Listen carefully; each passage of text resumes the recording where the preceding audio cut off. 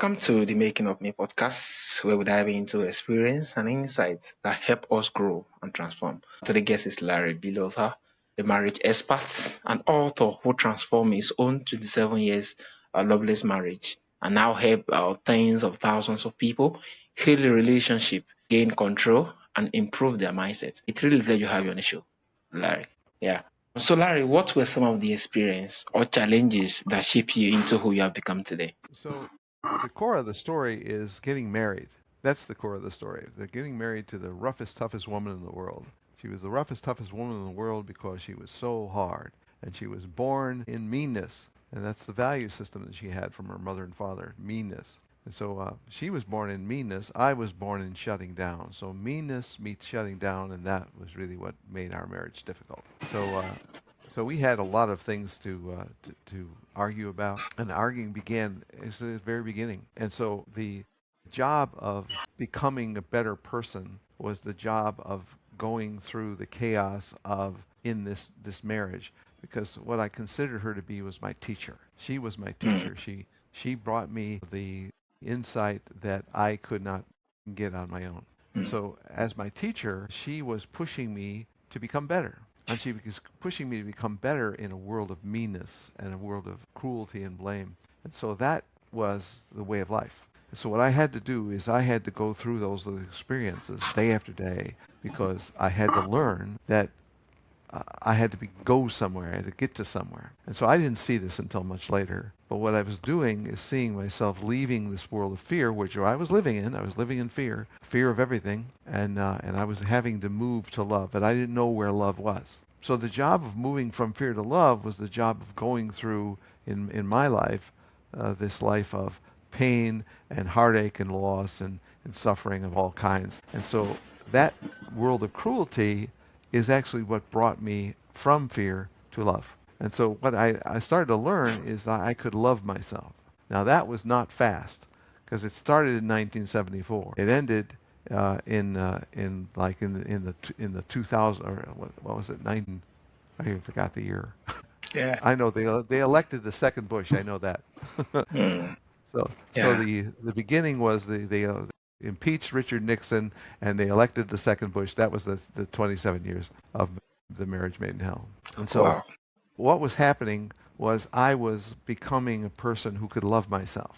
And as I became a person who could love myself, what I noticed is that she started to change into a more easygoing, less pressure, more enjoyment person. Now, that didn't happen in big chunks. It happened very, very gradually. And because it's very gradual, I can't say, do this and get that. I can't say that.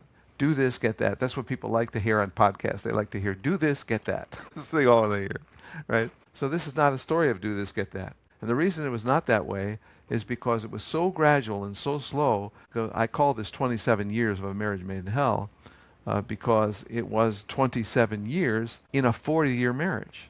So it's Mm, 27 years in a 40-year marriage. So that idea of becoming a person who could love myself was not even something I would even think of. I would not think that. I got to do this to get that.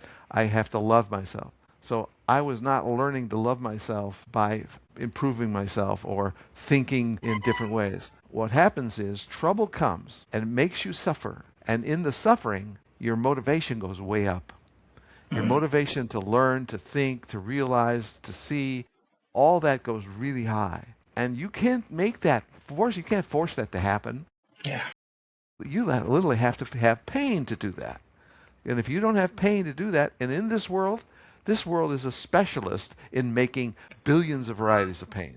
Billions of varieties of pain. There are all kinds of pain here. And because there's so much pain, there's so many varieties, there's so many styles, you got to have something that can drive your motivation really high to learn. And so when you learn, you start to think. And when you start to think, the best thing you can do is write. And so what I did is I wrote on yellow legal pads, and I wrote on lots and lots and lots of them. I had piles of yellow legal pads, because what I was doing is I was writing down what eventually would become a course that I would teach. Now that wouldn't happen until a lot of years later, but it was a course I would teach out of my own pain. And so what I started to learn is my suffering actually creates freedom for other people. So Mm, when I'm suffering, other people are going to learn. And that's not like this instant thing. It's a very gradual thing. So what the job is as I learn to love myself, as I start to see myself changing, myself feeling better, myself believing in myself, this person who was started out as meanness became more likable and more entertaining and more enjoyable and even sometimes more kind. All right, it's a pretty big thing for a person Yeah. raised in meanness. Right? She's raised in Yeah. meanness, right? Yeah. So, Amazing. so that transformation took place because I was learning, and as long as I kept learning, as long as the pressure was on, the learning was possible. So in my Yeah. course, I teach what the person you marry is. They are the pain provider, and so that's their job, the pain provider. And so when a person you marry is the pain provider, like, what do I want to think about? I want to get in the marriage. I want to be happy. And so that's why we enter. We enter the marriage because we think we're going to be happy. And you know, when you fall in love and oxytocin and dopamine, endorphins, when they all start loading your system, you start feeling like, wow, this is the way it's going to be. It's going to be this happy. I'm going to feel this good. And so that's how it starts. And it starts that way, and then it doesn't stay that way. And the reason it doesn't stay that way is because we have a thing we got an idea that I learned in that lifetime was called the invisible lifestyle. So the invisible lifestyle is a lifestyle that's invisible. You can't see it, you can't know it. But why is it called a lifestyle? Because what lifestyle means, it means a way of life or a style of living that reflects the values of a person or group. So what is an invisible lifestyle? It's a lifestyle that got loaded onto you from the family you married. Mm. Because you don't marry a girl, you marry a family. And when you marry a family, you don't actually know what you're getting, but you're getting a value system. And so what this leads to is my chaos to purpose scale. Because when we're talking about the invisible lifestyle, it leads the chaos to purpose scale. Because the chaos to purpose scale is 10 to 0. So when you're raised at 10, you're raised at a place where you feel like you're getting the best of everything because your mother and father love each other and they love you and teach you and talk to you. That's a 10, okay? So a 10, a 9, an 8, that's all purpose. Because what happens when you grow up in a home where the mother and father are together, you actually are growing up in a home of purpose, right? So that's the top of the scale. And at the top of the scale, it's all values. And the values I'm talking about are values like service and honesty, loyalty, forgiveness, commitment, really good things. So that's the top of the scale. The bottom of the scale is not like that at all. The bottom of the scale is the place where there's abandonment, abuse, and neglect, and that's physical or emotional. So if you have physical or emotional abandonment, abuse, and neglect, you're in the world of chaos. So the scale goes 10, 9, 8, 7, 6, 5. 5 is where the chaos begins, and then it goes 5, 4, 3, 2, 1, 0, and that's where abandonment, abuse, and neglect is. So the more you have of those three, the lower you go. Okay. So Yeah. Thank you. what are the values of the lower part of the scale? Well, it's selfishness, it's lying, it's survival, it's gossip, it's meanness. Those are the values. And when we're talking about the values of the bottom of the scale, it's like really bad stuff, really bad stuff. And we grow up in this place where we're literally growing up in chaos. So if a guy who was raised at a 10 marries a girl who's raised at a 0, that means the best values are now meeting the worst values. So Arlo, what do you think is going to happen? Yeah, it's going to go towards tending to 4 or tending to 5. Being that, yeah. Or it tending to 0 entirely, being that 0 multiplied by what that figures may be, it's totally down. Yeah, that was really good. Okay. So can infidelity be inherited from a parent, or is it more like a learned behavior? So infidelity, that's a wonderful word. Infidelity. It's cheating. It's cheating. And so when we say it, infidelity, it feels like a kind of a loyal thing, a glowing thing, but it's cheating. And what we can't stand is we can't stand to fall in love with somebody and for that person to not give us back that love. We give it out and they literally take it somewhere else. So why are they going somewhere else? They're going somewhere else because infidelity is not inherited. Infidelity is born into you in the childhood. And so what do I hear? Because I've heard thousands of stories. I've recorded thousands of stories of people telling me about their childhoods because that's what I ask about. I ask about childhood all the time. So what happens? My mother was a cheater, my father was a cheater, or my father cheated on my mother. However the cheating goes, you're literally growing up in a cheating home. As a child, you don't actually maybe hear the cheating, see the cheating. Some of them have seen it, but some children who see cheating, they get that in their minds and they think like, oh, that's the way to live. I should be this cheating person. So when you grow up in a world that's put you at the bottom of the scale, cheating is one of the things that you see. Unfaithfulness is one of the things you see. It's one of the things you live through. And if you pick up the vibration, like if your father was cheating on your mother, you pick up the feeling of his cheating. You pick Mm. up the feeling and the energy of his cheating. And so now that enters you. And now that's in you. And so, I've often told the story that my father did not cheat on my mother. He could have, but he didn't. And so the reason I know that is because I never got the cheating energy. I never got it. And the reason I never got it is women were never attracted to me. They never sought me out, right? Because if they sought me out, they were searching for me because I had the cheating energy. I was giving off the energy of cheating. So I never gave that off because my father didn't cheat on my mother because that didn't happen. And so that's Yeah. a very loyal, it's a very loyal vibration I got.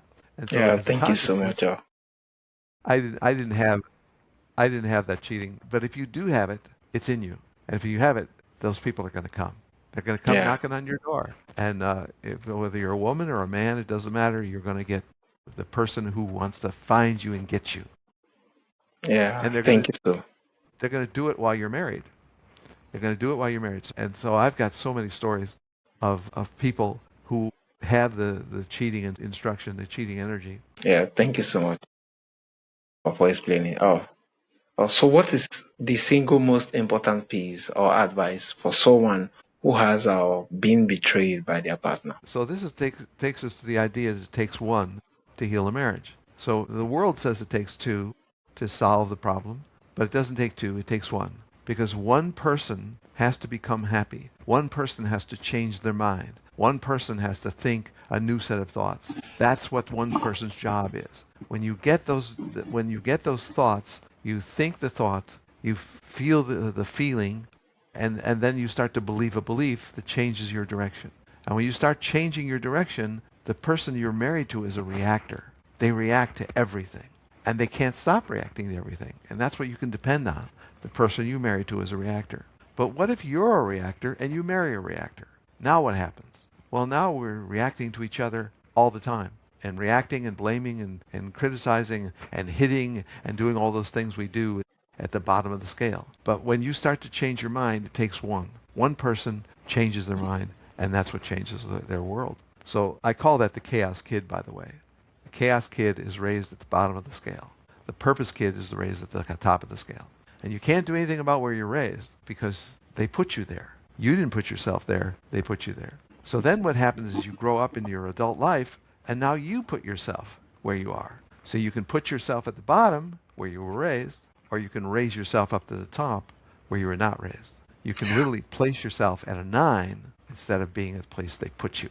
They put you at a 0 or a 1 or a 2, which gives you all kinds of terrible things, but you can place yourself at a 9 as you change your mind. Change Yeah. your mind. Amazing. Actually, that's what I was doing. Yeah. Amazing. Thank you so much for actually sharing.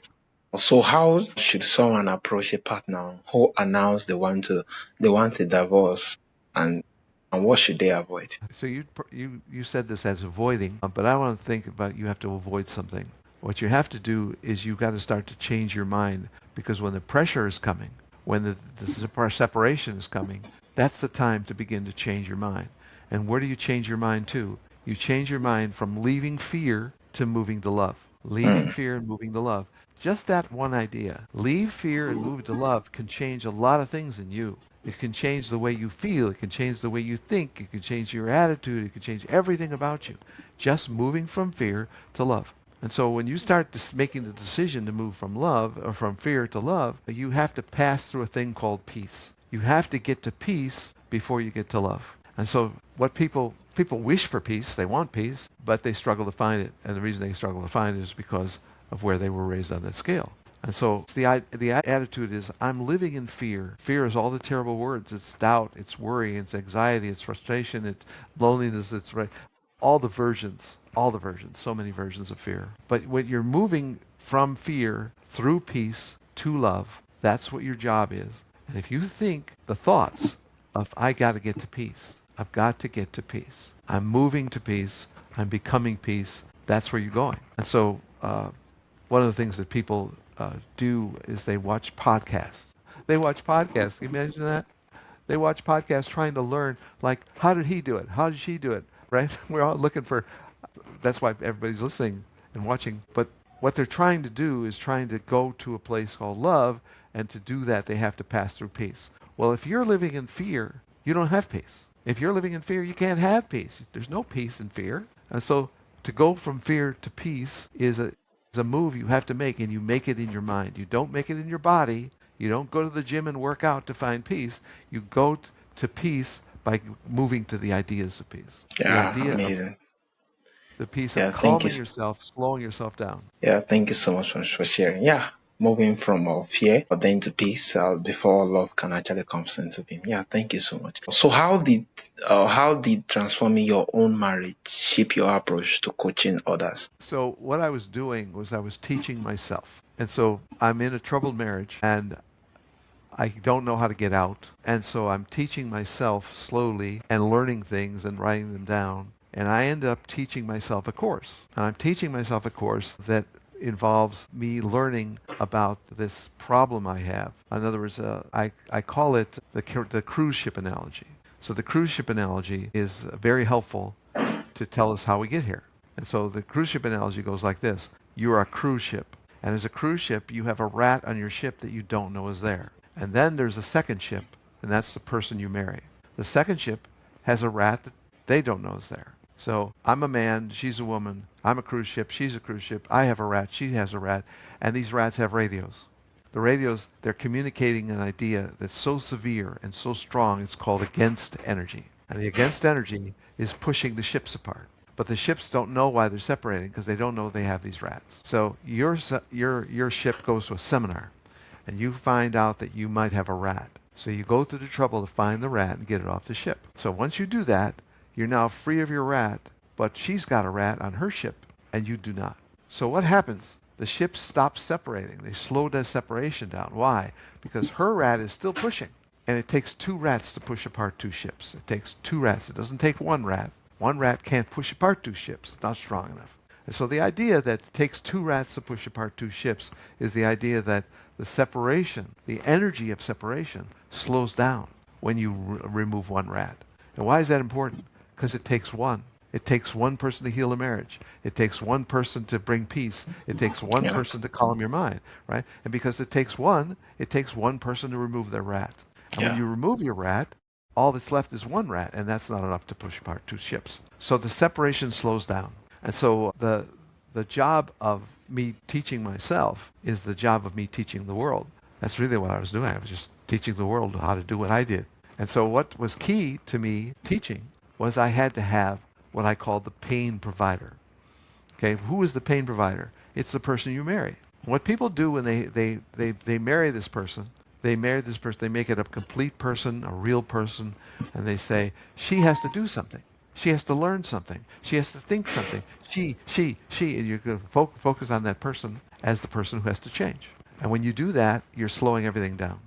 All you have to do is conclude, I married a pain provider. What's the pain provider's job? To give me pain and difficulty. That's her job.